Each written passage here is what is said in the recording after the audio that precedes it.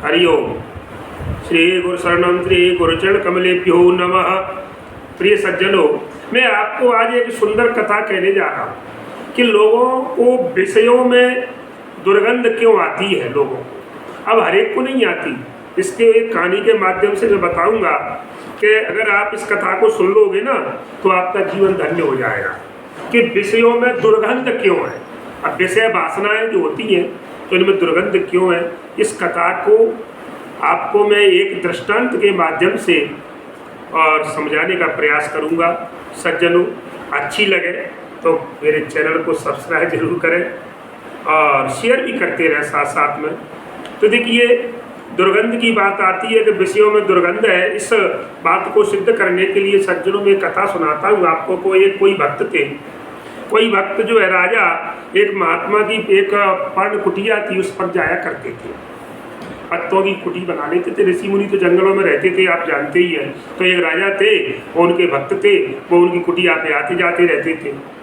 तो उन्होंने एक बार जो है महात्मा जी को अपने महल में पधारने के लिए कहा। ये बिल्कुल जैसे होता ही है कि हम जाते हैं, प्रतिदिन जब जाते हैं तो महाराज जी से प्रभावित हुए। उन्होंने कहा, महाराज आप कभी हमारे घर पर भी पधारो। तो राजा ने निवेदन किया कि स्वामी आप हमारे घर पर आओ। और लेकिन देखिए सज्जनों, उन जो महात्मा थे उन्होंने इस बात को कह के टाल दिया कि ठीक है, क्या है यार, क्या करूँगा भाई राजन तुम्हारे आकर के, मुझे तुम्हारे महल में बड़ी दुर्गंध आती है। देखिए जरा ध्यान से सुनना कि मुझे तुम्हारे महल में बड़ी दुर्गंध आती है, ये मेन बिंदु है, इसलिए मैं नहीं जाता आपके घर पर। संत महात्मा ने कहा।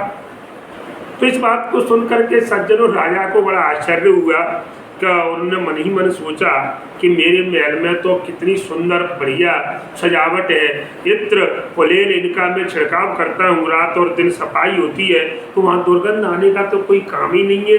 महंगे महंगे इत्र सेंट जो है कन्नौज का जो है इत्र वहाँ पर छिड़का जाता है। लेकिन महात्मा जी ऐसा कह रहे हैं, पता नहीं क्या है समस्या, क्या नहीं है। राजा बड़े संकोच में। लेकिन ठीक है, अब देखिए महाराज जो अपने से बड़े लोग होते हैं, जैसे एक सामान्य व्यक्ति किसी मंत्री या मुख्यमंत्री के पास जाए, उनसे कहे कि मेरे घर चलो, अगर वो मना कर दे तो उनसे हम ज़्यादा कह नहीं सकते। इसी प्रकार राजा भी जो है कुछ नहीं बोले और संकोचित हो गए, और संकोच होकर के और उन्होंने कुछ नहीं कहा। एक दिन की बात है सज्जनों कि महात्मा जी उस राजा को साथ लेकर के वो घूमने के लिए निकल गए कि चलो राजन आज अब दोनों को थोड़ा बाहर सैर कर आए, घूमते हैं। और घूमते घूमते और वे एक चमारों की बस्ती में पहुंच गए। महात्मा जी राजा को लेकर के चमारों की बस्ती में पहुंच गए और वहाँ जाकर के एक सुंदर पीपल का पेड़ था। उस पीपल के पेड़ की छाया में जाकर के सज्जनों वो खड़े हो गए। अब वहाँ पर क्या था, चारों तरफ वही चमारों के घर थे।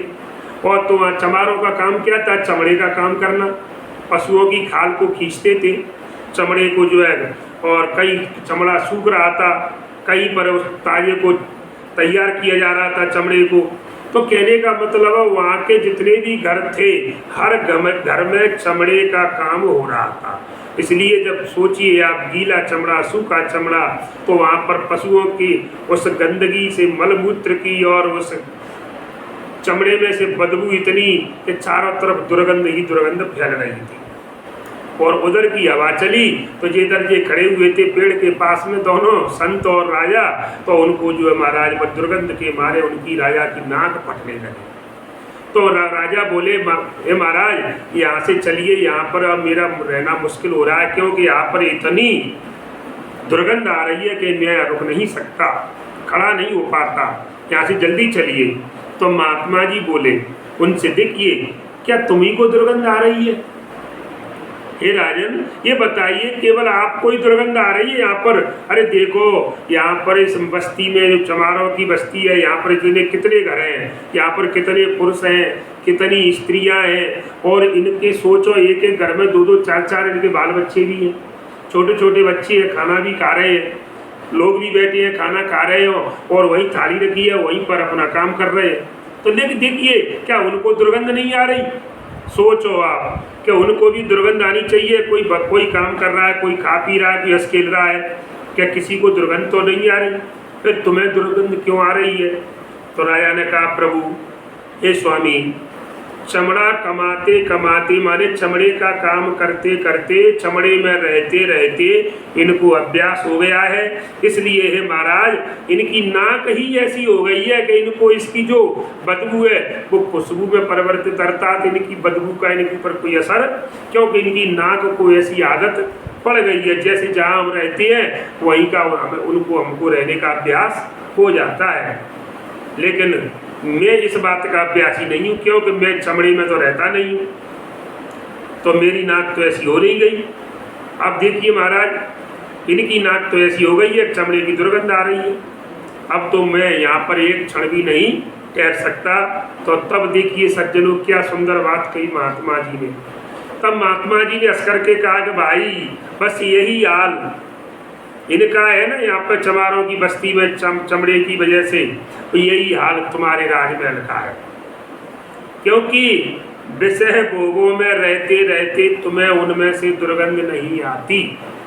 तुम जो विषय भोग में रह रहे हो, अनेक प्रकार के विषयों को, आइजों के संसार क्या है, परमात्मा से दूर ले जाने वाली चीज क्या है, यही विषय वासना है। मनुष्य की इच्छा है ये भगवान से दूर ले जाती है। तो जिस प्रकार से विषय भोगों में रहते रहते राजन तुम्हें दुर्गंध नहीं आती है, वो और तुमको उनका अभ्यास हो गया है, काय का विषयों का, पर मुझको तो विषयों का अभ्यास नहीं है, मुझको तो उनको देखते ही उल्टी हो जाती है, इसी से मैं तुम्हारे घर नहीं जाता। तो सज्जनों,